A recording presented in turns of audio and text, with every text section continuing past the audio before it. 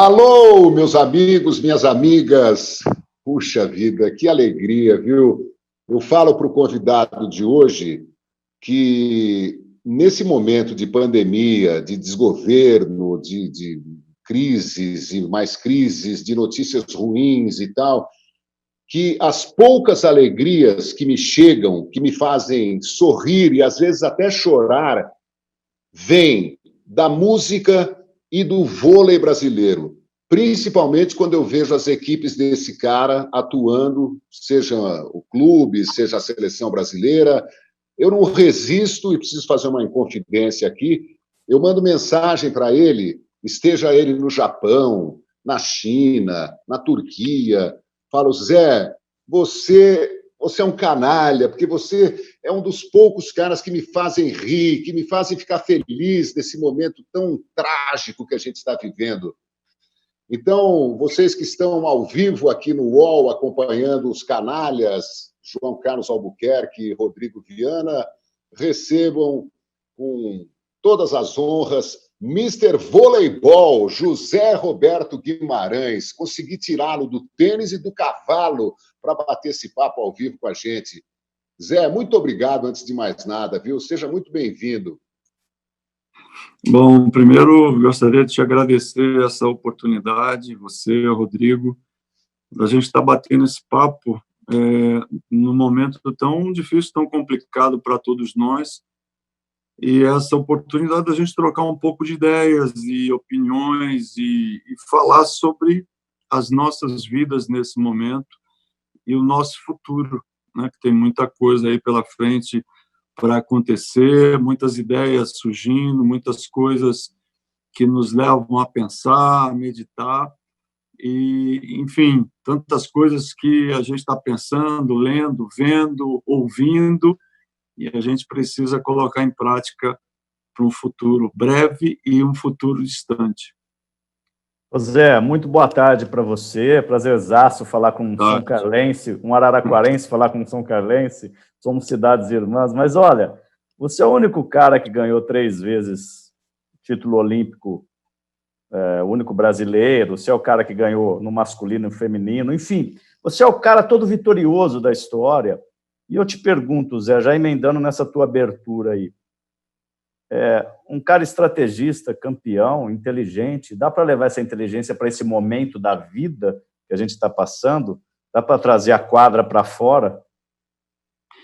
Bom, Rodrigo, primeiro eu gostaria de dizer que entre essas vitórias existiram derrotas que marcaram, que foram sofridas, que foram muito importantes para muito aprendizado, né? Eu posso te citar aí 2004, depois a gente pode citar Rio 2016. Neto é de Quitanda.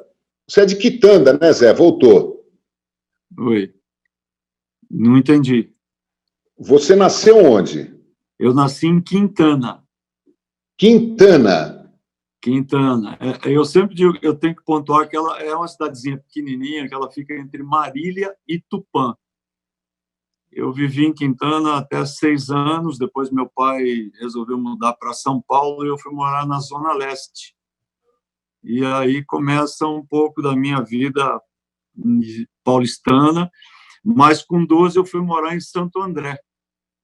Mas sempre eu fui muito ligado a essas duas cidades, tanto São Carlos quanto Araraquara, porque eu sempre tive parentes nessas duas cidades. E as minhas férias escolares eu ia passar tanto em São Carlos como em Araraquara, né? Julho era 15 dias num lugar e 15 dias no outro. Eu amava, né? Porque eu fazia coisas que eu não fazia normalmente em São Paulo.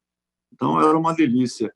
Mas, enfim, eu acho que a gente tira dessa pergunta do Rodrigo várias coisas, vários ensinamentos dessas vitórias e derrotas, né?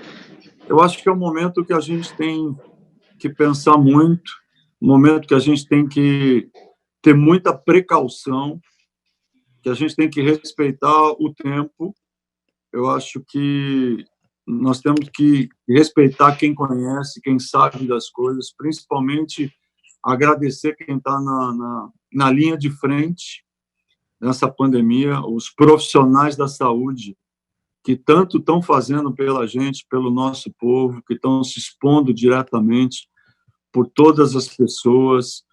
E imagino o grau de estresse, o grau de dificuldade que eles estão enfrentando e passando por todos nós. Então, eu só tenho a agradecer essas pessoas e todo o nosso agradecimento, né, por tudo aquilo que eles estão fazendo e passando por todos nós. E acho que a gente tem que se preservar e fazer o possível para respeitar o tempo. Até agora, nós não temos um equilíbrio acontecendo. Nós estamos ainda com um pico na pandemia, as coisas não estão reduzindo, né? A gente não está tendo, como eu disse, um equilíbrio, uma queda de casos. Então, se possível, fiquem em casa, preservem-se. Agora, quem não pode ficar em casa, quem tem que lutar pela vida, o que eu vou dizer? Eu não posso dizer absolutamente nada. Mas quem puder, fique em casa, tome os seus cuidados, quem tiver que sair, com máscara, álcool em gel, lavem as mãos, enfim, preserve para não ficar em aglomeração, dê um espaço entre um e outro.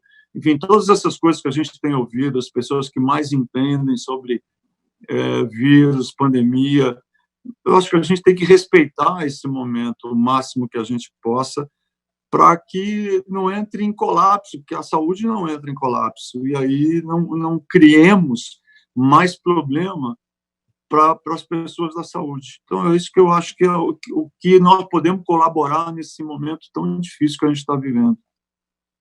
Bom, o momento realmente é dramático, né? E a minha ideia de ligar para você é para ver se a gente leva um pouco de alegria, de otimismo, de esperança para as pessoas. E a primeira pergunta, Zé, em relação ao voleibol, que eu queria te fazer, como você é a maior autoridade, talvez, mundial desse esporte, eu queria saber qual é o segredo do Brasil. Queria que você dissesse quantas jogadoras, por exemplo, o Brasil tem em nível de seleção brasileira. 30, Bom, 50 no máximo. Aí, se você fizer uma comparação com os Estados Unidos, com China e tal, a gente sempre fica atrás, né? Porque aqui é tudo muito difícil.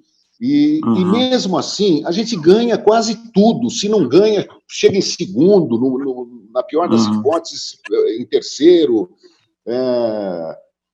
Então, eu já perguntei para várias pessoas, queria ouvir de você, qual é o segredo, porque todo mundo trabalha, todo mundo treina, todo mundo assiste os jogos do Brasil, dos Estados Unidos, da Sérvia, da Turquia, da China, do Japão, da França, todo mundo conhece o que está sendo usado hoje no voleibol. Por que nós somos assim no voleibol, Zé Roberto? Bom, eu acho que você sabe bastante sobre essa nossa realidade e lógico que você tem que perguntar. Você foi um ex-jogador de vôlei, você conhece bastante da nossa realidade e conhece bastante da nossa história e do nosso passado. Você sabe o quanto nós perdemos, o quanto nós sofremos com essas derrotas, o quanto nós tivemos que treinar, o quanto nós copiamos, o quanto nós tivemos que fazer cursos, o quanto nós tivemos que sair do Brasil para aprender, principalmente com as melhores escolas do mundo, para entender como é que se treinava, para entender como é que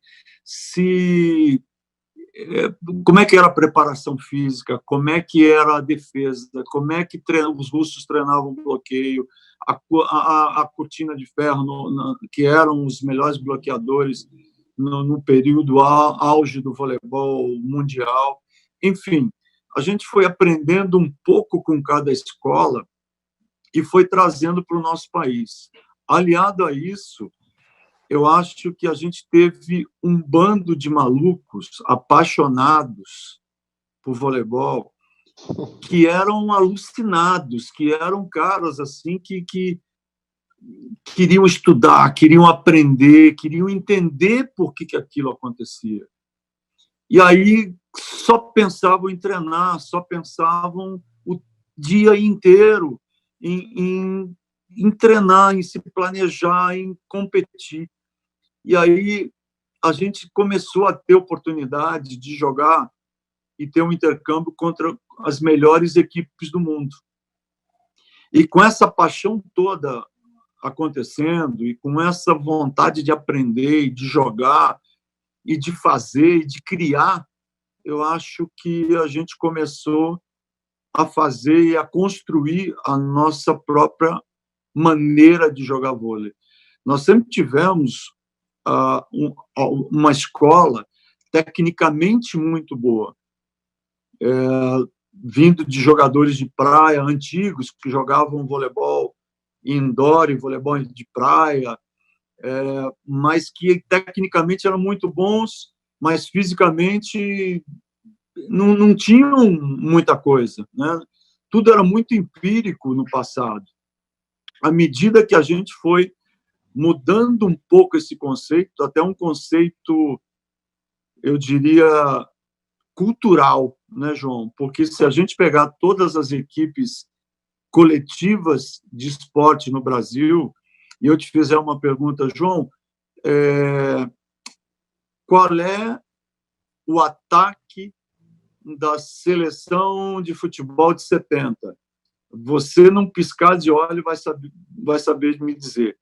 Mas se eu te perguntar, e você é um cara de esporte, lógico que você é uma enciclopédia, eu te perguntar qual é a defesa de 70, você vai dizer, mas talvez você demore um pouquinho mais, alguns segundos, do que os atacantes. Boa. A nossa escola, ela sempre foi uma escola de ataque. Foi assim no basquete, era assim no handebol, era assim no vôlei, em todas as modalidades que a gente sempre gostou de atacar. Mas a gente começou a entender que o sistema defensivo era algo muito importante. Foi quando eu acho que o Brasil deu um salto de qualidade muito grande, quando a gente começou a pensar no bloqueio e na defesa. Quando a gente melhorou essa qualidade da execução nesses fundamentos, além do saque. Que o bom sistema defensivo ele começa num bom saque, né? E aí a gente começou a incutir na cabeça dos nossos jogadores e jogadoras que a gente tinha que melhorar esses fundamentos. Até de vez em quando proibindo no bom sentido, dizer assim, bom, nós vamos começar os nossos treinamentos. Durante 8 semanas, 6 semanas, nós não vamos atacar. Nós vamos cuidar da nossa parte física e vamos pensar no sistema defensivo. Nós vamos treinar defesa e vamos treinar bloqueio. Vamos treinar as passadas, a entrada de braço, o equilíbrio, e vamos manter esse treinamento. E aí eles ficavam alucinados, né? Eu me lembro treinando a seleção masculina porque eles queriam atacar, e atacar, e atacar, e a gente não deixava eles atacarem, e eles ficavam bravos, né? Mas era uma maneira de também fazer com que eles entendessem que era uma forma da melhoria desses fundamentos e que eles tinham que entender que se essa qualidade evoluísse, a gente poderia jogar de igual para igual contra qualquer seleção do mundo, já que o nosso ataque não perdia para a Rússia, para os Estados Unidos, para a Tchecoslováquia na época, para o Japão, mas nós perdíamos nos outros fundamentos. Quando a gente começou a se igualar nesses fundamentos, aí a gente deu um salto de qualidade muito grande, além de treinarmos as mesmas quantidades de hora, né, do que os outros times treinavam. Então, eu acho que foi esse bando de malucos, a quantidade de horas, a melhoria a qualidade técnica nesses fundamentos que nós não dedicávamos tanto tempo no treinamento, nessa evolução, eu acho que a gente começou a ganhar desses caras e a jogar de igual para igual com eles. Ô Zé, você falou aí agora, nessa resposta para a pergunta do João, primeiro que você falou que o João jogou voleibol, depois você vai explicar isso direitinho para a gente, você e o João. E você também foi jogador de seleção brasileira pouca gente sabe disso, né? Te vê como técnico, não lembra que você foi jogador, mas você falou aí várias vezes em derrota, olha, a gente perdeu para poder ganhar, a gente errou muito, tinha que segurar o pessoal na defesa porque eles só queriam atacar. Você falou várias vezes do contrafluxo, né? Vou chamar assim. Exato. E eu percebo, você é um cara que também trabalhou no futebol, gosta do futebol, você trabalhou no Corinthians, depois a gente vai abordar melhor isso, mas me parece que o futebol tem uma dificuldade maior de falar da derrota do que os outros esportes, sobretudo do vôlei, do próprio basquete, que eu acho que quando começou a falar da derrota, começou a ganhar, por paradoxo que pareça isso. Então, eu queria que você falasse um pouquinho dessa contradição, da gente saber conviver com a defesa, com a derrota, com o que parece menos, mas depois vai ser mais. Não sei se ficou complexa essa pergunta minha. Não, é que a gente tem uma cultura no futebol que é muito ruim, é muito desastrosa para todo mundo, eu acho, que é o fato de um técnico perder 3, 4 jogos e ele já ser trocado, ele já ser substituído. Essa é a cultura do nosso futebol, infelizmente. Muitas vezes o técnico não tem nem o tempo para dar um padrão de jogo para o seu time. Eu já vi vários técnicos caírem sem ter tempo de trabalhar. O cara começa no domingo, ele perde o jogo do domingo, aí na quarta tem um jogo, ele perde de novo, no outro domingo ele perde de novo, ele está fora na segunda-feira.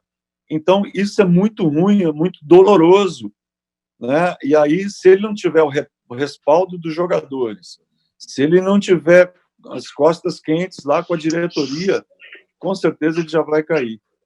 Mas isso faz parte. A derrota, ela muitas vezes te mostra o caminho a ser seguido. O caminho das vitórias, ela começa muitas vezes com a derrota, que é onde te mostra, onde é que eu tenho que melhorar, onde é que eu tenho que evoluir, o porquê as vitórias vão acontecer. Exatamente os detalhes, as dificuldades, onde é que o adversário está te pressionando, onde é que as coisas estão acontecendo de errado, né? E você vai corrigindo, vai ajustando, vai melhorando, vai dando um ritmo melhor, vai diminuindo o número de erros, e ali a coisa vai começando a acontecer, vai se ajustando, vai evoluindo, e ali, pronto, a transformação vai acontecendo. Mas isso é gradativo, não é da noite para o dia. Eu estava vendo, a Sport TV está passando o nosso campeonato 2017, e a gente perdeu jogos assim, né? A gente ganhou esse campeonato, mas a gente perdeu para a Tailândia, perdeu para o Japão, 2 times asiáticos. E a gente estava com a faca no pescoço, e a gente ia ganhar 3 jogos consecutivos aqui no Brasil. Bélgica, depois ainda nós tínhamos Holanda e Estados Unidos. E a gente ganhou 3 jogos, e aí você vê nitidamente a evolução do time na defesa, no bloqueio, nos contra-ataques. A transição de jogo começa a ser melhor, o time se posicionando melhor, né? Então, as coisas vão acontecendo gradativamente, a evolução, e é tempo, você precisa de tempo para o entendimento do jogo, o entendimento do adversário, o estudo, e aí transformar isso no treinamento, para que tudo possa ser entendido, para que tudo possa ter uma evolução na velocidade, na leitura. Não tem jeito. Ou seja, Zé, treinamento para jogar nesse nível que o Brasil joga é um verdadeiro massacre, né? O jogador tem que estar muito afim, porque senão não resiste. Não tem treinamento em onda, né, João? O treinamento é forte ou mais forte. Que é aquilo que eu falo sempre, a gente vai jogar contra as Rússias. O time da Rússia, por exemplo, a menorzinha ali tem 1,90 m. Então, vou te dar um exemplo do nosso time. Você pega a Natália, que ataca bolas altas, ou a Gabi. Ela vai ter que passar por esse bloqueio. E aí não tem jeito. Se ela não treinar forte o tempo inteiro, atacando bolas de velocidade, atacando bolas altas, com bloqueio duplos, triplos, tandar a mesma coisa, bola do fundo. Então, ela tem que estar a 100% o tempo todo, corrigindo, ajustando, com uma manualidade muito boa para corredor, para bola longa, para bola curta, largada, ponta de dedo. Ela tem que ter uma direção de ataque e um controle excepcionais para que ela consiga colocar a bola aonde ela quer, a hora que ela quer, o momento que ela quer. Zé, uma precisão incrível. Te pedir um favor, o pessoal da retaguarda aqui do UOL está me pedindo, se você puder tirar o dedo um pouquinho assim, ó, do meio da câmera aí, ó, tá tampando um pedacinho seu aí já tá beleza já. Melhorou, né? Faz parte, esses dias eu estava vendo, viu, João e Zé? Só uma coisa, Rodrigo, eu e o Zé Roberto estamos perto dos 60. Não, mas eu estava vendo na Globo então, o Mundial do Corinthians, o Galvão Bueno também estava com o dedo e caiu várias vezes. Também está perto dos 60. Quando eu falo perto, não quer dizer antes, necessariamente. Perto dos 60. Eu estou preocupado aqui com ter um enquadramento bom, aí começa a mexer aqui, mexer lá. É igual o voleibol, o Zé, tem tática para segurar o celular. Né? Mas eu ia te perguntar o seguinte, você é um cara também do mundo das palestras, da motivação, você é muito requisitado para isso, né? O teu discurso é muito fascinante, é muito envolvente, a gente te escuta falando e para escutar, imagino que as jogadoras também, os jogadores também. Esses dias eu estava ouvindo, viu, João? Até alguém que eu gostaria de convidar aqui, estava ouvindo uma palestra do Fernando Diniz, técnico do São Paulo, para a Universidade do Futebol, para o meu grande amigo professor Medina, enfim. E o Diniz dizia o seguinte, basicamente ele dizia, olha, o que eu prego no futebol é o que eu prego na minha vida, né? Se eu prego um jogo solidário é porque eu penso que eu sou solidário na vida também, etc, etc. Você está dizendo aí de errar e aprender, de defender para poder atacar, de treinar forte ou muito forte, de não treinar em ondas. É isso que você leva para as palestras também? É isso que você está trazendo aqui nesse bate-papo também? É assim que vive o Zé Roberto Guimarães? Rodrigo, eu sou muito intenso nas coisas que eu faço. Eu acho que essa intensidade, essa vontade, é uma volúpia assim enorme de querer fazer, de querer realizar. Eu acho que eu passei muito perrengue na vida, né? Eu não fui um jogador talentoso, eu tive que me virar muito, treinar sozinho, treinar com um grupo. Eu tive treinadores que me ajudaram muito, principalmente o meu primeiro treinador, mas eu tive que correr muito atrás dos meus sonhos. Então eu acho que você não pode parar, você não pode simplesmente e tem aqueles caras que eu vejo que são talentosos e que acham que só o talento resolve. Só o talento não resolve. O talento ele é nato e já ajuda. Mas você imagina esse cara bem treinado, esse cara treinando forte e mais forte todo dia. Aí a gente vai ter um gênio jogando bola, entendeu? Seja no basquete, seja no vôlei, seja no futebol. Então é isso que eu procuro passar para as pessoas que trabalham comigo. Se você é talentoso, vamos fazer disso uma coisa melhor. Você tem que representar o seu país, você tem que representar o seu clube, você tem que representar principalmente a sua família, seu pai, sua mãe, as pessoas que você mais ama no mundo. Então vamos correr atrás, vamos mostrar para as pessoas o que é possível, que sonhar vale a pena, que sonhar é importante, que o garoto ou a garota que é adolescente, que está ali, que sonha um dia ser você, ela pode sim. Então vamos correr atrás, vamos tentar fazer alguma coisa para realizar esses sonhos. Então isso é que eu tento passar e tento fazer o meu melhor, mas nem sempre a gente consegue vencer. Mas o que eu digo sempre, Rodrigo, é assim, para ganhar do nosso time, pode ganhar, e como ganharam, mas vão ter que correr. E vão ter que correr muito, muito, porque ali vão ter que suar, entendeu? Vão ter que suar, que a gente não vai entregar fácil, não. Ele traz emoção, hein, João? Ele fala do pai, da mãe no meio do discurso. Eu já me emocionei aqui. Esse é o Zé, né? Eu queria dizer o seguinte, que para os jovens, né, para os garotos, para as garotas, para os adolescentes que estão acompanhando essa nossa transmissão ao vivo, tá aí a receita, né? A receita vinda do Zé Roberto Guimarães, que foi técnico daquela seleção masculina que ganhou Barcelona em 92, que foi bicampeão com a seleção feminina em Pequim e em Londres, que é campeão paulista, né, surpreendendo a todo mundo com um time jovem. É um cara que tem uma história. Eu já falei isso para o Zé Roberto. A primeira vez que eu vi o Zé Roberto em ação foi em João Pessoa, na Paraíba, em 1979. Eu fui cobrir Jogos Universitários Brasileiros pela Rádio Capital de São Paulo, e o Zé Roberto era o capitão, levantador e capitão da seleção paulista. E esses dias, Zé, não sei se você tem acompanhado as transmissões ao vivo da Confederação Brasileira de Vôlei, eu estava vendo um diálogo delicioso entre dois Williams levantadores. Que legal.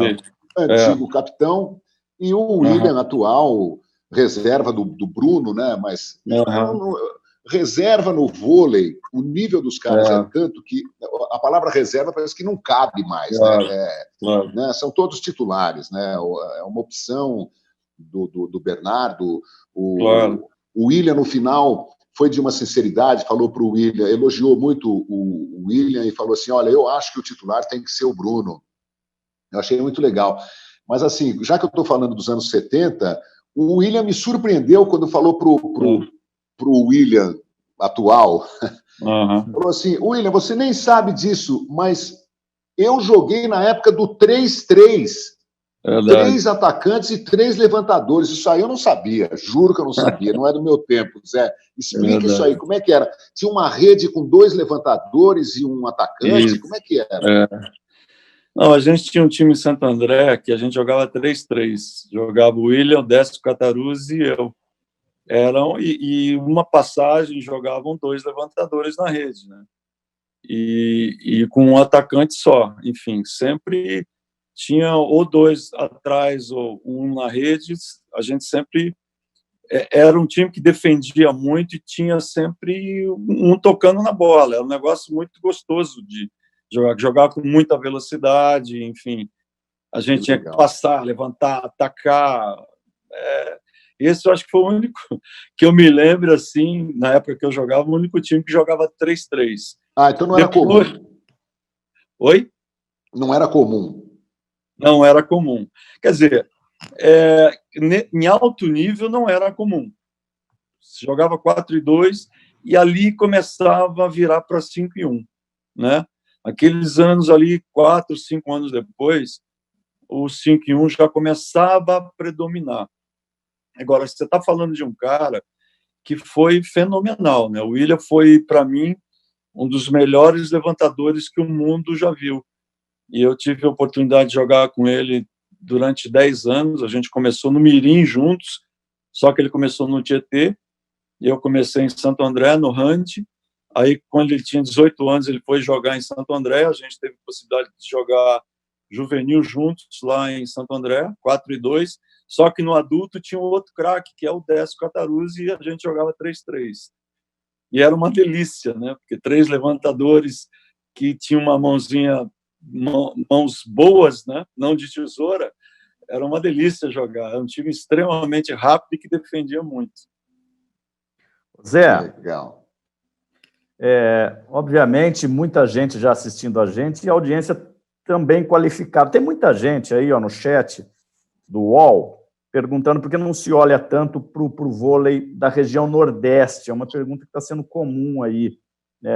E também por que a CBV não melhora ginásios, estrutura. Tem uma questão estrutural muito sendo perguntada. E eu vou juntar uma pergunta do nosso grande amigo, não é nem colega, nosso grande amigo, né, João?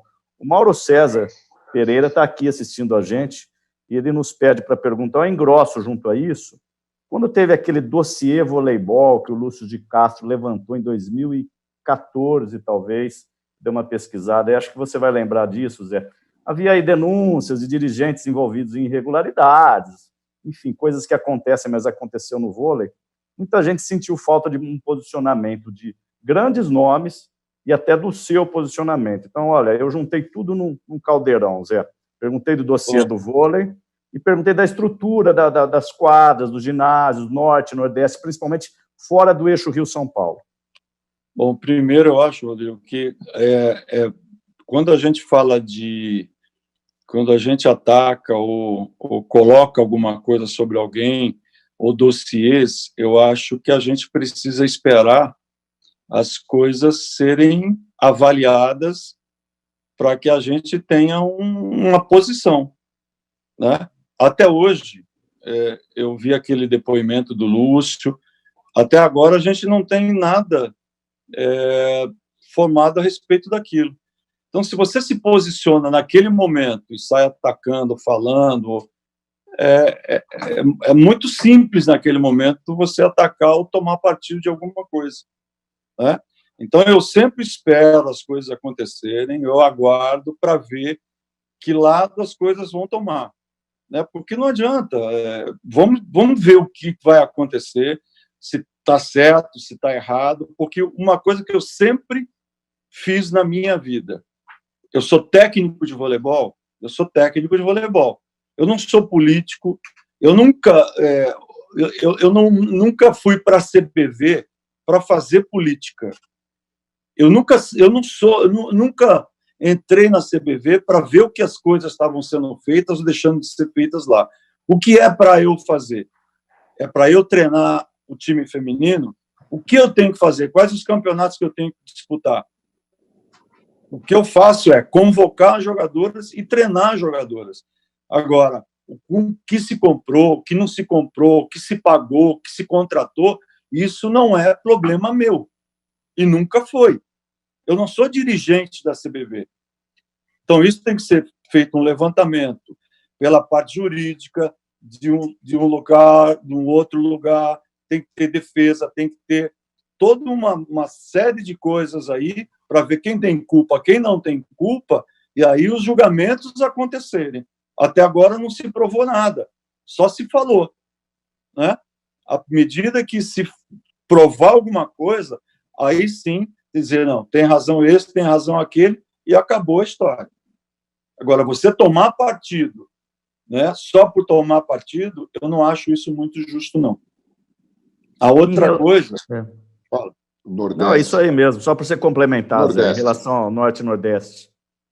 Então, Norte e Nordeste, o que eu acho, assim, nós tivemos anteriormente uma participação muito melhor do Norte e Nordeste. Nós tivemos um trabalho bem feito anterior, principalmente no Nordeste, né? Alagoas tinha um ótimo trabalho na base também no adulto, Pernambuco, enfim, a própria Bahia, e depois Manaus, e depois a gente começou a ter alguns problemas econômicos mais complicados. Geograficamente, o Brasil é muito grande, e isso acaba complicando o nosso esporte de uma maneira geral. Isso não acontece só no vôlei. Isso acontece em todos os esportes. Lógico que tudo poderia ser melhorado, né? Mas a gente tem problemas. Eu tenho problema hoje no patrocínio do meu time. Eu ponho dinheiro do meu bolso nas categorias de base. Eu tenho gente que me ajuda, mas tem muita coisa hoje acontecendo que pouca gente sabe das dificuldades que nós atravessamos. Então, não é só o problema da CBV ajudar, da CBV botar dinheiro, né, da iniciativa privada. Hoje, nós temos um problema econômico acontecendo no Brasil. Uma coisa que eu não concordo é a gente ter perdido o esporte como ministério. O esporte não pode ser secretaria. A cultura não pode ser secretaria. Tem que ser ministério. A gente precisa dar esse passo. A gente precisa de dinheiro, o esporte precisa de dinheiro. E não é a CBV só que tem que fazer esse trabalho. Isso também é governo.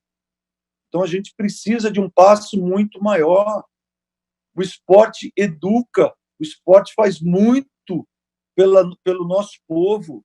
A gente precisa entender que o esporte não é só ir lá e botar essa garotada na quadra.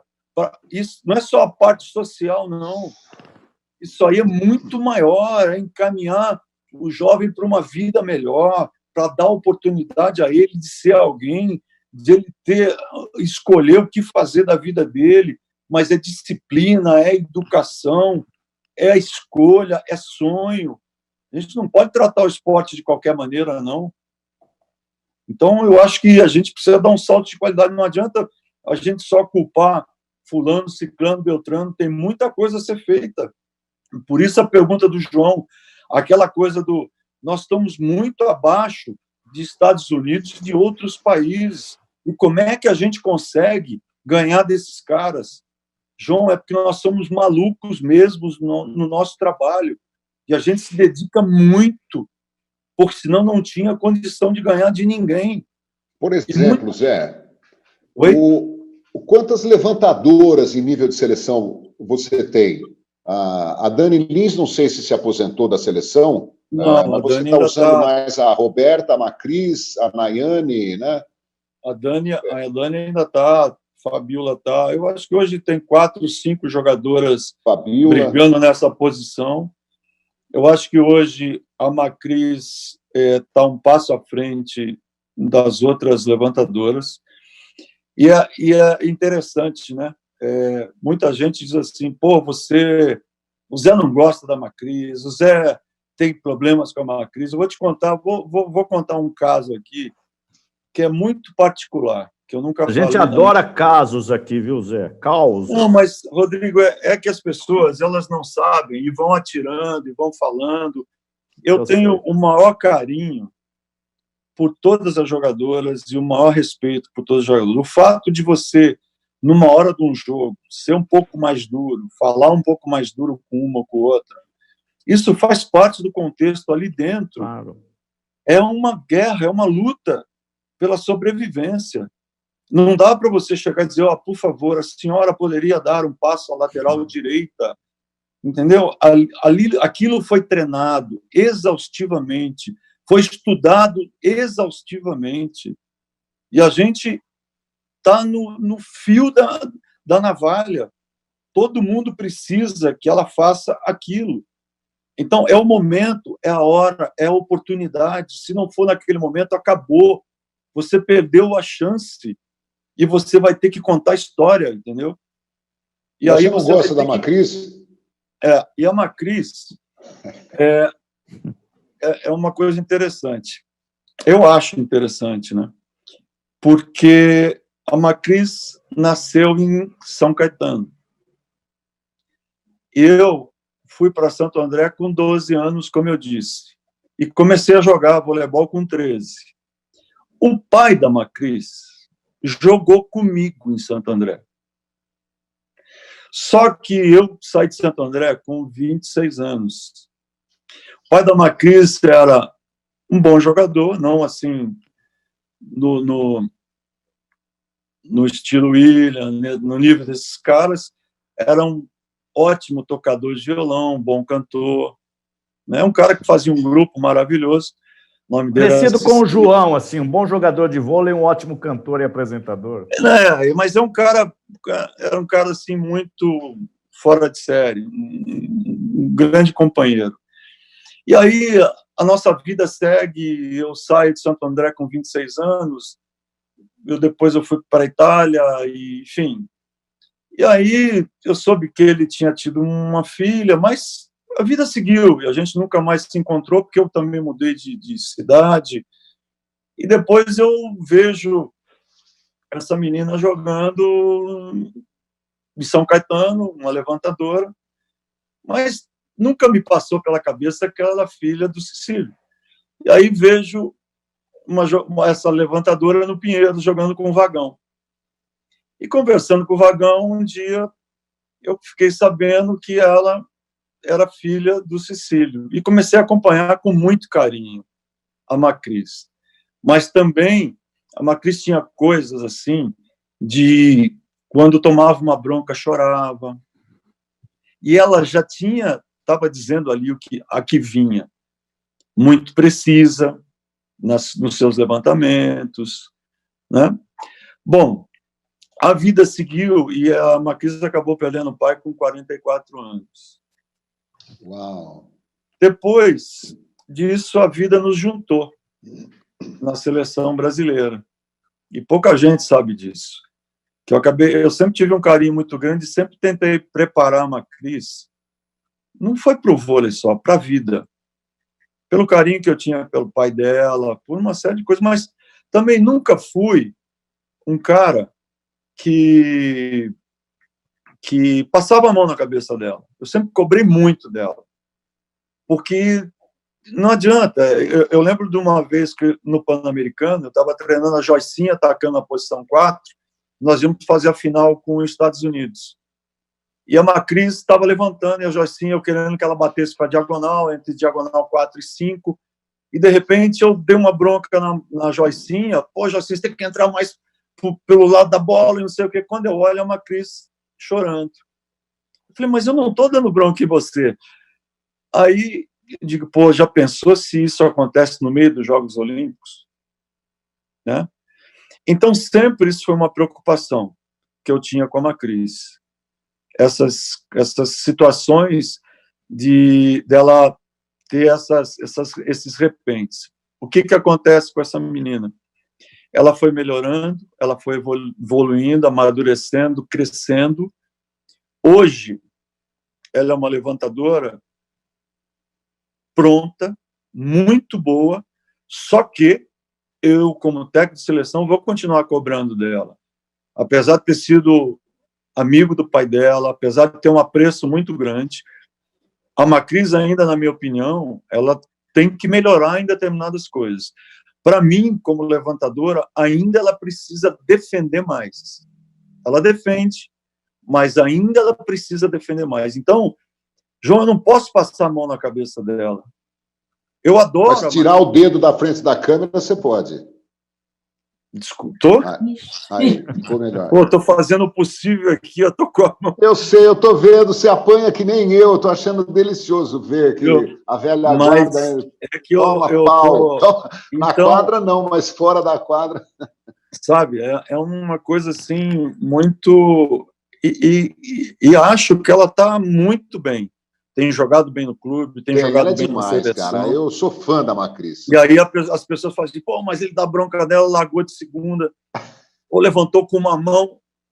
Eu fui levantador. Faça quando é necessário fazer. Faça quando a situação te obrigue a fazer. Não faça só por fazer.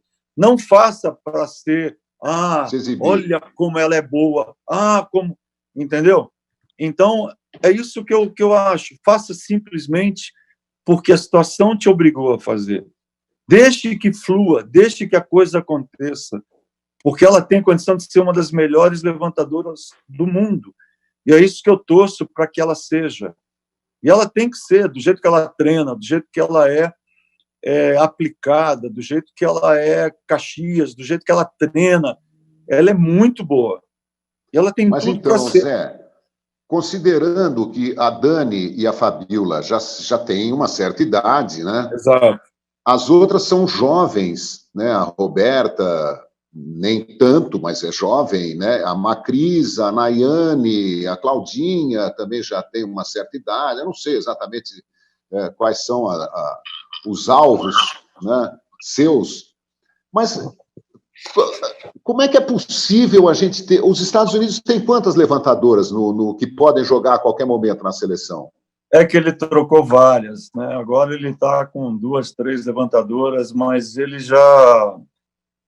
Várias levantadoras ele foi trocando ao longo desse quadriênio olímpico e, enfim, como trocou várias jogadoras em várias posições. Enfim, cada técnico é...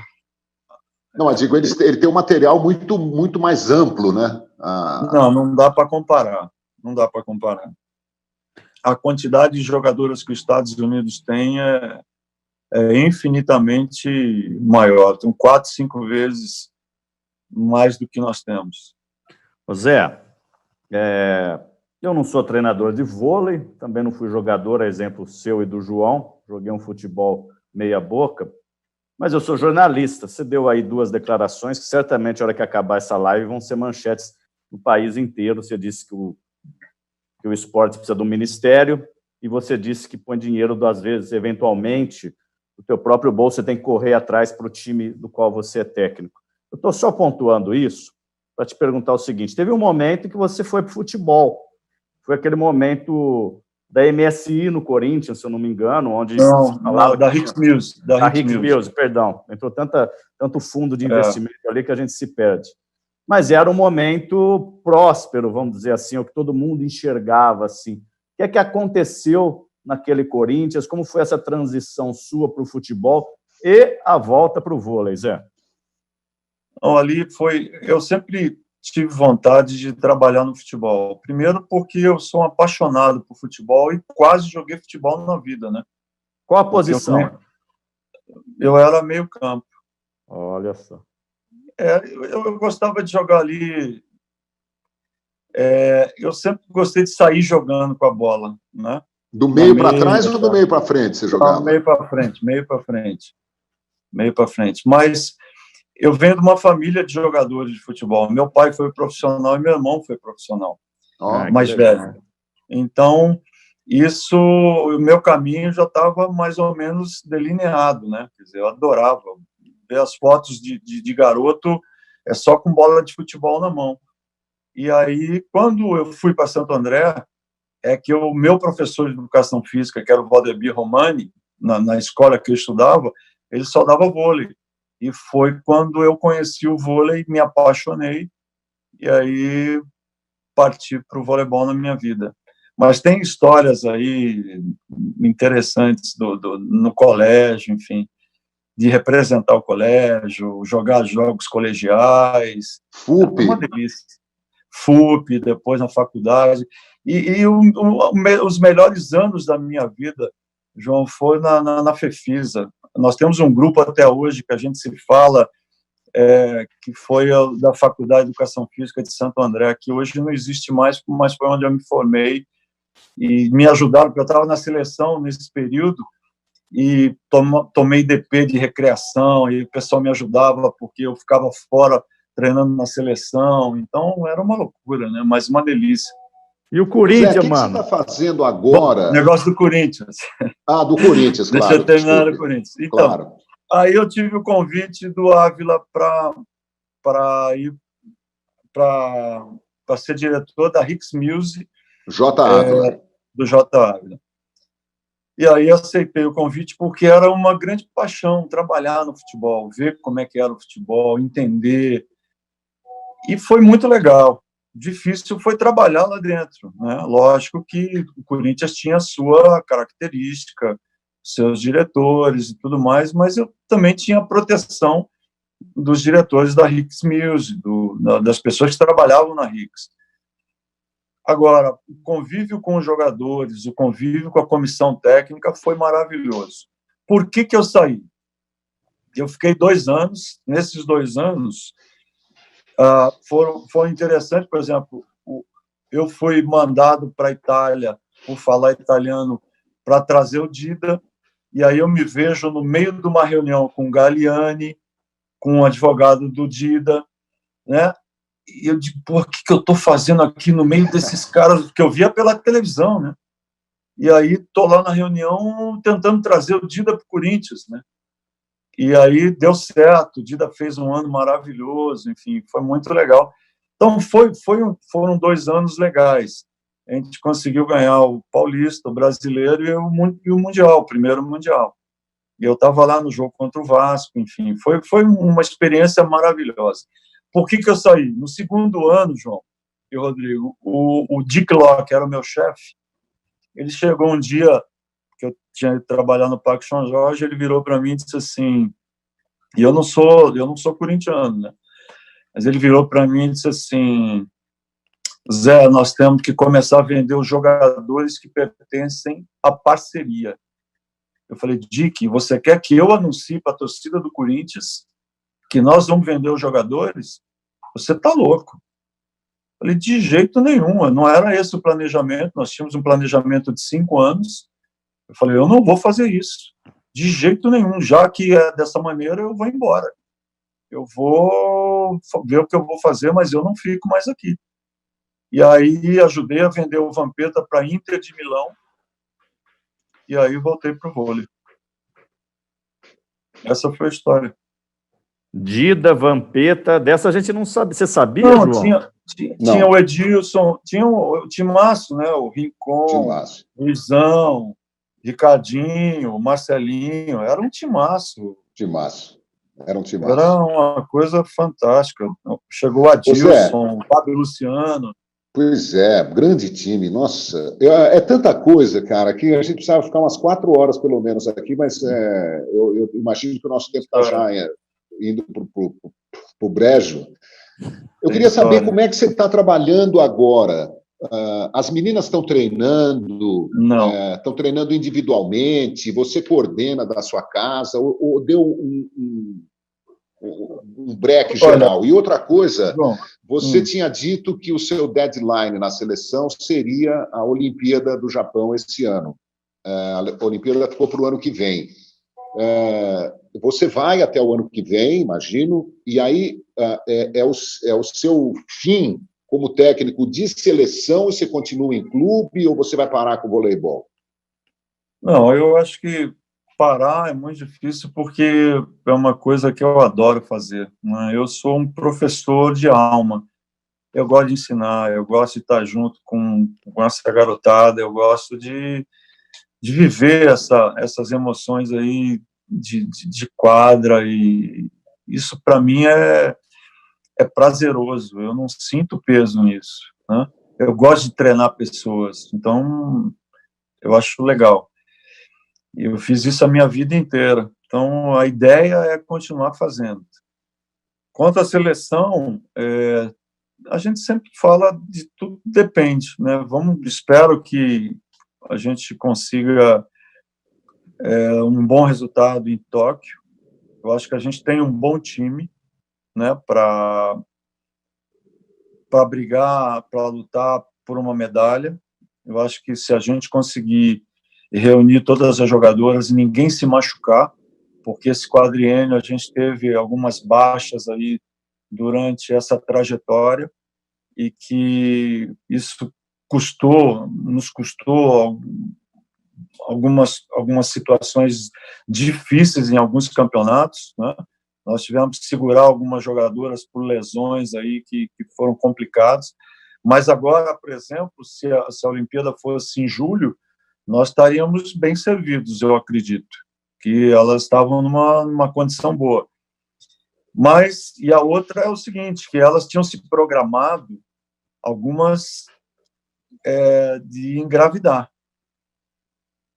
E não é um ano, né, João? Quando a gente fala em time feminino, elas já se programam desde da Olimpíada passada, né? Então, mas eu espero que elas repensem e segurem um pouquinho, conversem com seus maridos. Até com essa pandemia aí, né? Mas é uma complexidade ser técnico de voleibol, meu Deus. Eu tô principalmente pensando de mulheres. Pois é, o cara tem que lidar com o planejamento de vida da gravidez da mulher. Olha, Zé, por essa e por outras. A gente mas é gostoso, mas é bom. É claro. Estou falando isso porque eu admiro mesmo. Bom. Mas é bom. Eu acho que quando você está... é uma coisa que eu já estou tão envolvido há tantos anos nesse processo, que você vai aprendendo a lidar com essas coisas que acontecem nessa trajetória de cada uma, né? Eu me lembro que em 2005, por exemplo, a Paula engravidou, né? E nós tínhamos o Mundial em 2006. Ela jogou com 4 meses de gravidez, não estava no seu melhor, estava no banco. Quem sabe ela poderia ter nos ajudado mais, mas faz parte. O que você vai fazer? Claro. Mas em 2008 ela foi a MVP dos Jogos Olímpicos. Então, sabe, está escrito. Aquilo também ajudou a gente aquela derrota para a Rússia em 2006 também nos ajudou a aprender e ganhar em 2008.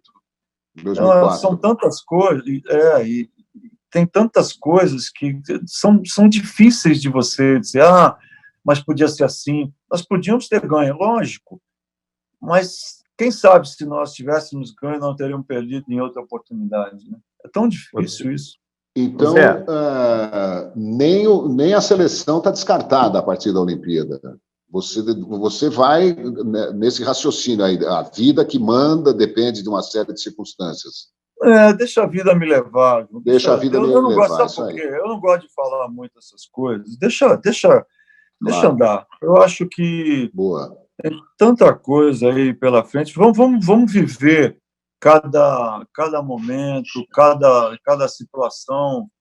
Aperta de novo a câmera aí, que você apertou e sumiu. Não é. Aqui alguém me ligou nesse momento. Aí, tinha alguém me ligando nesse momento. E faz parte. Ô Zé, antes do João encaminhar para o final aí, que eu sei que ele vai fazer aquela chilena com você, ele vai levantar para você cortar. Pensa que eu não entendo de vôlei também, ô João Carlos Albuquerque, seu canalha. Claro que eu tenho certeza. Mas eu só não tenho tamanho para isso. Mas eu quero perguntar o seguinte, Zé. Nós estamos num país que, obviamente, o futebol é protagonista, ele manda, desmanda, e não tem outro jeito, né? Claro. A gente está te trazendo aqui porque você é o que é, mas eu queria a tua opinião sobre esse movimento de alguns times do Rio de Janeiro estarem propondo a volta do futebol agora em junho, e vou dar aqui uma informação que eu obtive hoje, agora há pouco, antes da gente começar essa live, de dentro da Federação Paulista de Futebol, aí tenho lá minha fonte, acho que ligaram de novo para o Zé, mas ele está no... Não, é a bateria. Mas é o seguinte, Zé, o que você acha? Você já falou um pouco no início, você acha que voltar em junho não é bom? Porque eu imagino que, assim, se voltar o futebol no Rio, e eventualmente vai voltar em São Paulo, não vai ter jeito, os outros esportes, eu sei que eles são independentes, mas eles vão acompanhar. Nós estamos no país do protagonismo do futebol. Então, queria te ouvir sobre isso. Zé Roberto Guimarães. Eu sou sempre pela segurança, né? Eu acho que a gente precisa ter uma atenção muito grande na situação de equilíbrio da pandemia.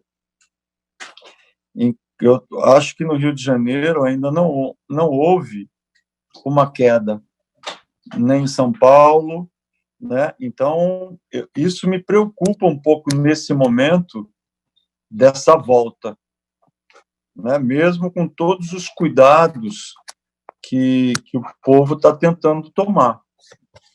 Será que é o momento adequado? Eu acho que, primeiro, né? Eu estou dizendo eu acho que se houvesse uma queda no pico, né, na quantidade aí de casos, né, se a gente começasse a ver uma queda, começasse a ter aí uma tranquilidade maior, agora, casos subindo, quantidade de mortos que a gente está tendo, eu acho ainda um tanto perigoso essa volta. Eu preferi esperar um pouquinho mais, né, do que arriscar. Eu acho que correr riscos... eu acho que nós não podemos correr riscos. Claro. Eu sou muito pela segurança. Eu acho que já esperamos até agora, né? O que nós vamos fazer? Ô Zé, antes de mais nada, você precisa mandar um beijo para uma superfã, você deve ter milhões de superfãs, a Juliana GB, que teve o prazer de te conhecer na Arena Barueri, e a Tandara. Ela tem foto com você e com a Tandara, diz que são os preferidos dela. Juliana. Muito obrigado, Juliana. Muito obrigado, um grande beijo para você. Continue torcendo pela gente. Ô Zé, eu joguei vôlei na PUC, joguei na Faculdade de Turismo do Morumbi, disputei campeonato da FUP pelo Colégio Instituto Previdência, aqui no Alto da Previdência, na Raposo Tavares.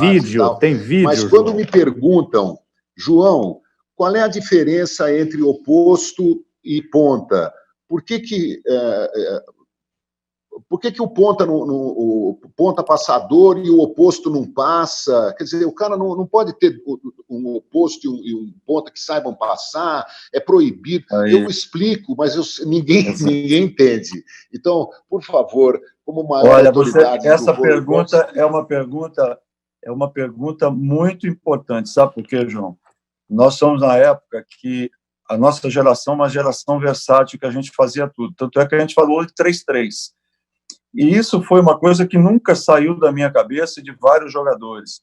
Então, quando você tem uma ponteira que é passadora, que ataca só na posição 4, tudo bem, mas ela não pode atacar na posição 2, na saída da rede? Será que ela também não tem eficiência para atacar lá? E a oposta, que ataca a maioria das bolas na posição 2, na saída da rede, ela não pode ser eficiente de atacar na posição 4? Ela também não pode passar? Ela não pode ser boa em recepção? Então, vou te citar um caso. Vou te dar um exemplo prático, porque aí a gente fica... Eu recebi algumas críticas porque eu mudei a Rosa Maria de posição. Rosa Maria era oposta, eu botei a Rosa Maria de ponta. O que eu entendo é o seguinte: ela ganhou jogando nessa posição. É mais uma coisa. Ela teve dificuldade, mas ela está ganhando mais um fundamento, ela está aprendendo mais um fundamento, ela está tentando melhorar. Se ela melhorar em recepção, é mais uma coisa que ela vai aprender, vai evoluir a leitura, vai evoluir nos movimentos, vai evoluir em várias situações do jogo, do que ficar fazendo uma mesma coisa só, né? Deixando as outras passarem para ela só atacar. A Monique mudou também de função, né? Ela fez também, a Tandara fez essa função, a Mari fez essa função. A Mari era oposta. A Mari era tão boa quanto a Sheila na saída da rede. Mas nós precisávamos de uma jogadora como a Mari, como atacante passadora, bloqueando na posição 4. Por isso ela foi transformada em ponteira passadora. Ela nunca foi um passe nota 8, mas ela passava 6, 7, entendeu? Então, ela ajudava no equilíbrio do time, mas ela é uma ótima atacante. Na posição 4, na posição 2, batia bola rápida, batia China, batia qualquer tipo de bola que você quisesse. Então, no meu entender, quanto mais a jogadora souber fazer dentro do jogo, souber passar, souber atacar na 4, na 2, bola de velocidade, quanto mais opções ela te der, mais o time vai ganhar. Entendeu? Agora, claro, fica esse negócio, não, porque ela é só oposta, não, porque ela vai mudar de posição. Meu Deus, e se ela tiver que atacar e bloquear na posição 4? Ela não pode fazer isso? Eu não concordo com isso, não. Eu acho que se ela ganhar a situação de passar, se ela tiver que passar uma situação, quando ela estiver na posição 2, ela tiver que recuar para passar, e ela conseguir executar isso muito bem, ela pode ajudar o time. Então, eu acho que time, a palavra time é isso, né? Ela tem que ajudar em tudo, em todos os momentos. E se ela puder fazer isso num nível bom, quem vai ganhar o time, quem vai ganhar é ela. E quem vai ter dificuldade são os adversários. Nós temos que criar dificuldade para os adversários, não para a gente. Para a gente, nós temos que resolver os nossos problemas. Claro. Quanto mais fundamentos a jogadora dominar, melhor. Quanto menos fundamentos ela dominar, mais problemas o nosso time vai ter. Foi claro, não? Muito claro, né, João? Ele é claro. Você sabe que... Para mim, sim, mas estou dizendo, muita gente vai falar assim, ai, meu Deus, qual que é a posição 4 mesmo? É a entrada na rede, né? E a 2 é a saída da rede. Por que porque é só fazer... só na saída ou só na entrada, né?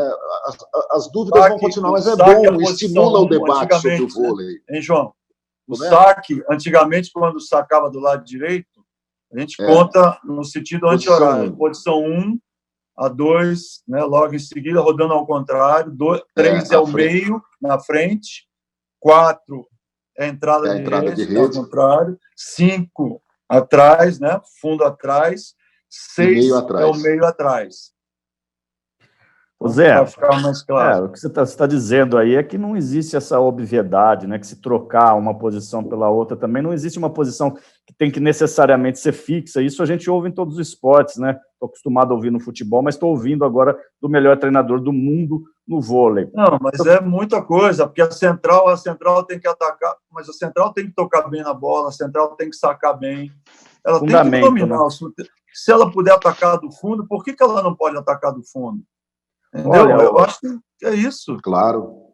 Ô Zé Roberto, eu quero te dizer que nas tuas 2 chegadas de título feminino, masculino o meu cabelo branqueou, mas eu estava assistindo na televisão, né? Mas desde Londres, 2012 e também 2008, eu estava naquela sala de imprensa de Cumbica, uma vez pelo SBT, outra pela Globo, te entrevistando ali, naquela choradeira, naquela comemoração, e você muito sereno sempre na vitória, como foi muito sereno também na derrota.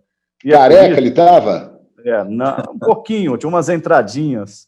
Mas eu quero dizer, João, que trazer o Zé Roberto ao vivo, e nós estamos ao vivo, no maior portal da América Latina, e não sendo um cara do futebol, é porque é um cara diferente, né?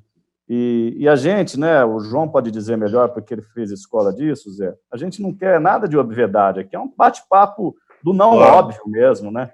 E aí eu acho que você representa muito isso. Então é muito difícil alguém do vôlei sobressair no país do futebol. E você disse do William, o próprio Bernardo e outros conseguiram isso e viraram referências de um modo ou de outro para um certo público, para um certo tipo de pessoa.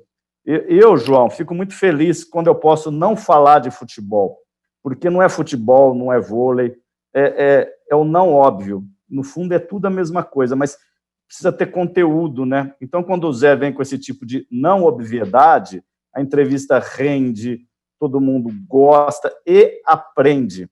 Isso é importante. A gente perdeu o sentido do aprendizado, a gente perdeu isso até na entrevista, até nós jornalistas, às vezes, João, não sei, fazer uma meia-culpa aqui, as perguntas ficaram tão óbvias, sabe?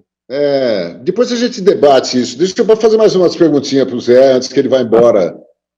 O Alex José Molinari pede, por favor, para o Zé escalar a seleção do Brasil e a mundial de todos os tempos. A do Brasil é difícil, né, Zé? Olha, como é que é o nome dele?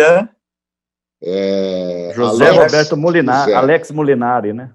Alex, eu vou te pedir 1000 perdões. Sabe por quê? Imaginei. Não, porque assim, quando a gente fala em nomes, a gente mexe em suscetibilidades.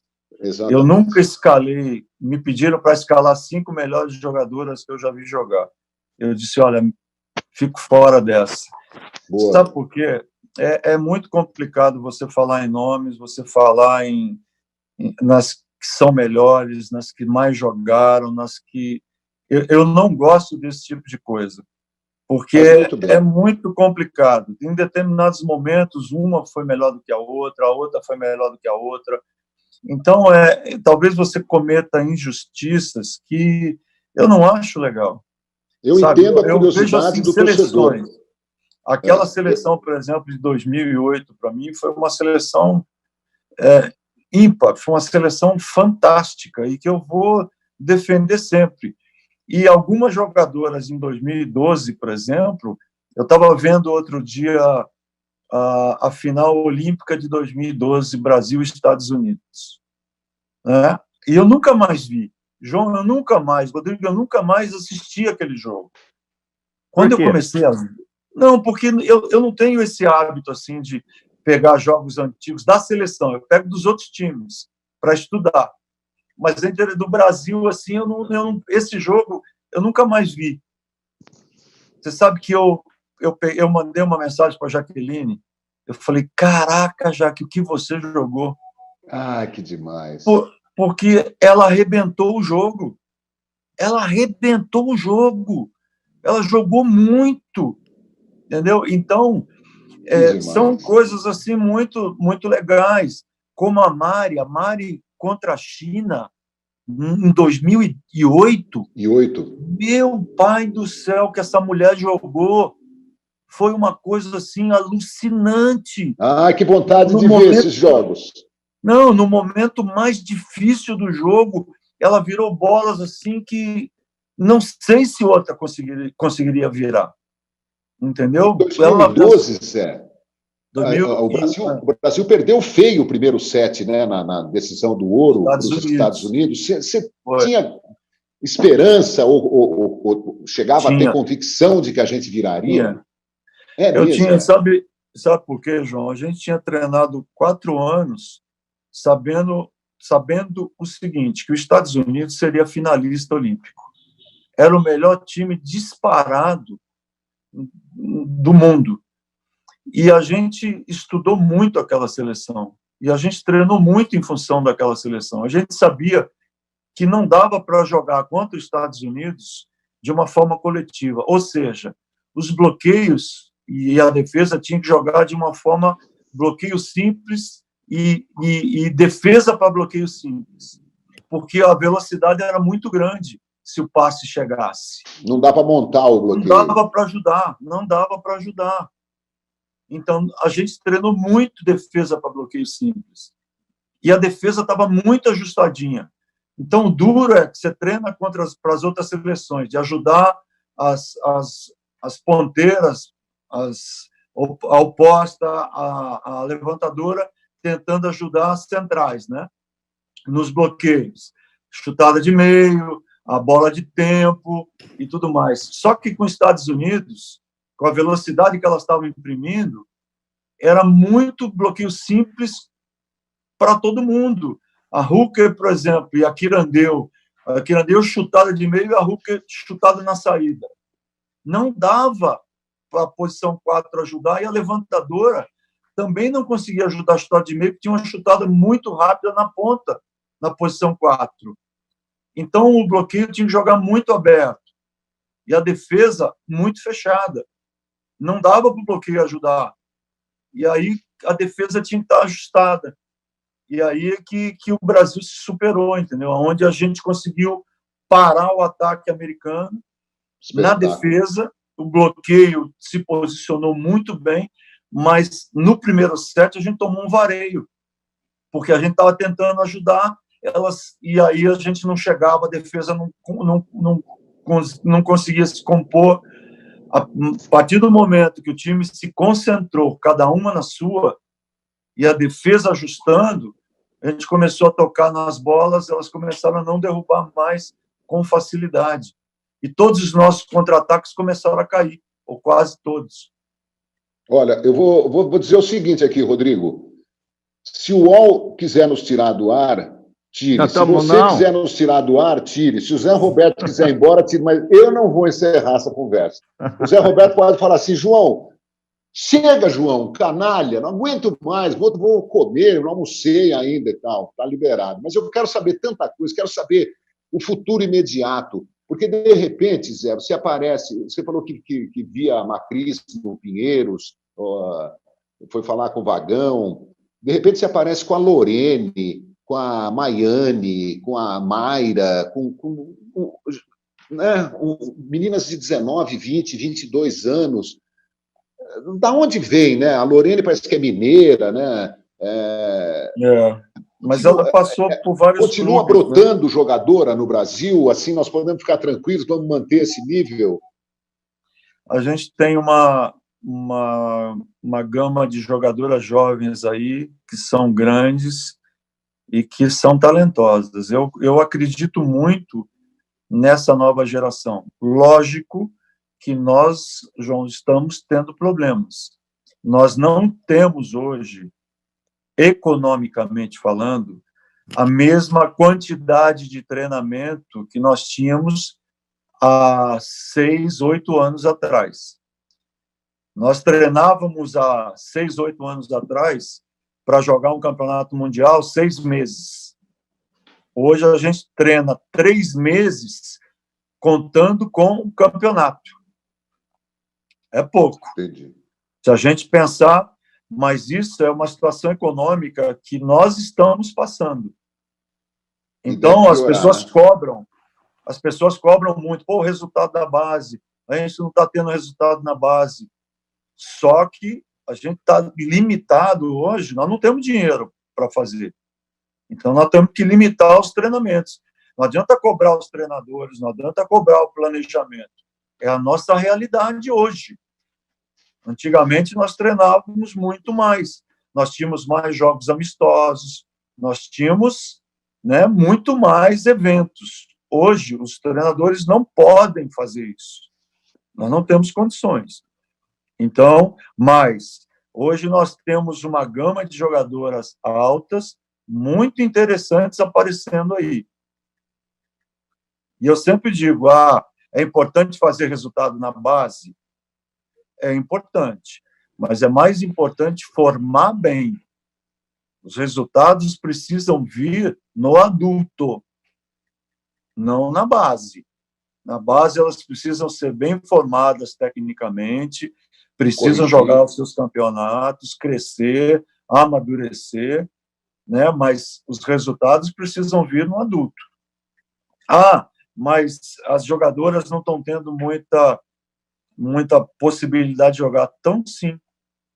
A gente sempre coloca... Eu sempre tentei dar chance para jogadoras jovens. Haja visto o que aconteceu. A Mari foi para a Olimpíada de 2004, foi titular da Seleção Nacional com 19 anos. A Natália apareceu com 16 anos na seleção adulta. Tem jogadoras que apareceram um pouco mais tarde, mas sempre está aparecendo jogadora jovem. E não tem essa, ele dá preferência para as olímpicas, que ganharam os Jogos Olímpicos, que são medalha. Não é nada disso. É que essas mulheres ainda estão jogando bola. Agora, se não jogarem, as outras vão ter prioridade. Claro. Não tenha dúvida. Agora, existem gerações e gerações. Né? Vamos ver os resultados que vão aparecer. Sobre isso que você está falando aí, Zé, eu ouvi uma frase esses dias, eu estava lendo, eu honestamente vou ficar devendo, eu não me lembro de quem nem de onde, mas a frase era que a gente tem, o nosso futuro está nos adultos e não nas crianças, ao contrário do que diz o senso comum aí, porque as crianças se espelham nos adultos, né? Então é lá, a ponta final é ali.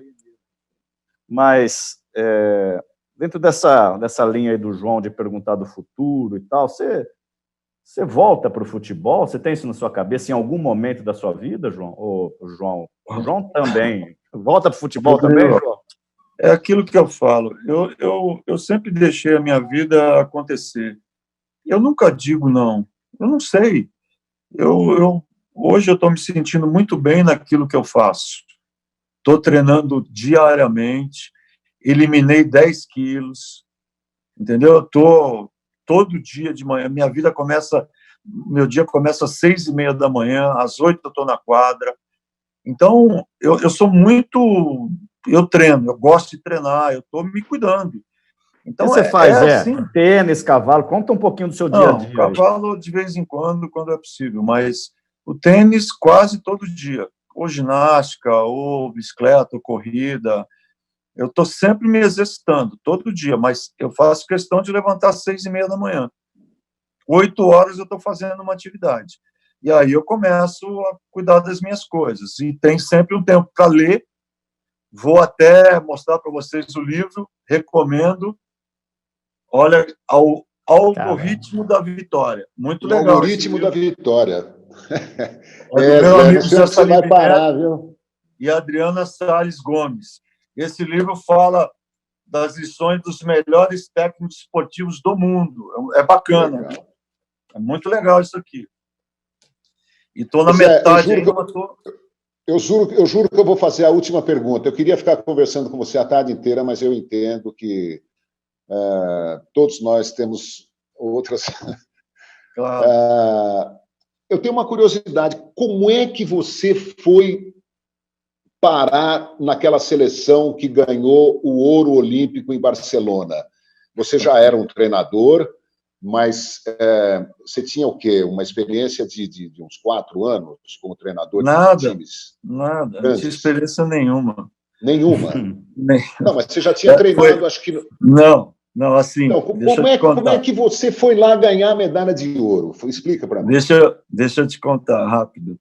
É assim, eu eu parei de jogar, eu tinha 34 anos, e meu último time foi da Basque São Carlos, lá da terrinha. E aí eu parei de jogar e comecei como técnico do Clube Paineiras do Morumbi. Paineiras do Morumbi. Garotas de 13 anos, mirim feminino. Olha. Só que nesse mesmo ano, o Bebeto me chamou para ser assistente dele da seleção masculina, adulta.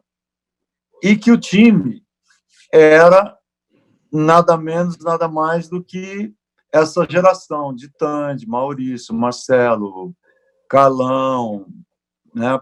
Toda essa geração, Giovanni, Pampa, enfim, Janelson, toda essa geração, Douglas, enfim, Talmo, Jorge Edson, a Mauri ainda estava na outra. Bom, aí eu fiquei com o Bebeto eu fiquei 89 e 90 com ele, como assistente. Em 91, me levaram, Paulo Márcio, que era um supervisor das seleções, me levou para as categorias de base do feminino. E eu fui treinar a seleção juvenil e infanto femininos. Seleção juvenil feminina era Leila, Ana Paula, Ilma, Andréa Marras, Patrícia Coco, Kika. Peraí, que tem mais que foi depois da seleção. Meu pai do céu. Tem mais? Fernanda ainda não. Não, isso foi... Bom, eu vou levar. Depois a seleção foi... Nós somos vice-campeões. Karen Rodrigues. Nós somos vice-campeões mundiais nas duas categorias. E o técnico da seleção do Brasil masculina, adulta, passou a ser o Josenildo em 91. No lugar do Bebeto. No lugar do Bebeto. E aí, em 91, final de 91, eu recebi um telefonema do Nussmann me convidando para uma reunião no Rio de Janeiro. Foi quando ele me fez o convite para eu assumir como técnico da seleção para a Olimpíada de Barcelona. Uau! E aí foi uma loucura, porque é o que eu falo, eu não tinha quase nenhuma experiência, mas eu tinha vivido com o Bebeto 2 anos, que é o que eu falo que é o meu grande guru, né? É um cara que eu aprendi, eu tinha passado com ele e com o Jorge Barros, que é outro grande maestro, grande professor. E ali foi a minha escola. Que legal. Conviver com esses caras 2 anos foi a minha vida, né? Cara, você não pode imaginar a alegria. Eu sei que eu abusei, falei que era 1 horinha só, a gente já deve estar... Nem sei quanto tempo nós estamos conversando. Daqui... Ainda não deu 1h30, vai dar 1h30 daqui uns 5 minutinhos. Então, mas eu me dou por satisfeito, quero, assim, reverenciar mais uma vez esse cara que é um exemplo para todos nós. Se o Brasil tivesse mais Zé Robertos, a gente estaria no outro patamar, porque a dedicação dele, o profissionalismo, a capacidade, a persistência, né? Um resiliente, talentoso, então, e muito educado, um cara do bem, um cara que, aceitou participar dessa conversa com a gente, que me deixa muito feliz. Então, Zé, um grande abraço, continuo sendo seu fã e torço para que você continue com saúde, tendo sucesso, jogando bem tênis, futebol. Ele só volta para o futebol se derem a camisa 10, viu? Ele me falou, o Rodrigo.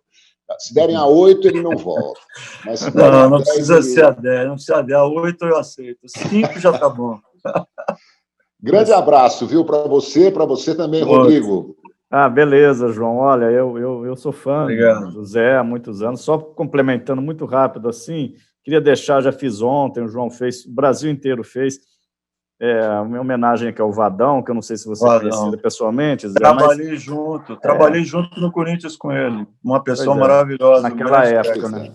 Mas é só porque caras como o Vadão, você e, claro, outros que pensam além do esporte. O esporte é uma metáfora da vida, né? Exato. Então, são caras assim que que vale a pena entrevistar, conversar, tomar café. E olha, eu queria ter sido um jogador como o João e ter sido treinado por você. Talvez fosse a grande realização da minha vida. Muito obrigado também, viu? Obrigado, Rodrigo. Roberto Guimarães. Eu que agradeço a oportunidade de estar conversando com vocês. Espero que a gente consiga passar por tudo isso. Não vamos passar incólume, né? Porque a gente tem muitas famílias perdendo seus entes queridos. A gente tem que rezar para que tudo corra bem, que a gente tenha dias melhores e que isso acabe o mais rápido possível. Mas tudo vai passar, se Deus quiser. Muito bem. Olha, um agradecimento muito especial a todo mundo, o Claudinho de Francisco, Zé Roberto, um cara fantástico, igual a você, Johnny. Saudades e na espera de sua vinda a Brotas. Que bonitinho. Aniversário do Claudinho, viu, João? Aniversário do Claudinho Macalé. Hoje. Do Macalé? Bom, tem várias mensagens aqui. Roberto Cláudio Moreira Santiago, que legal. Ryan Duarte, muito. Antônio do Carmo Santos, Roban, Maria Selmi. Maria Selmi diz que em Natal pulou o alambrado para tirar uma foto com o Zé Roberto, o ídolo dela.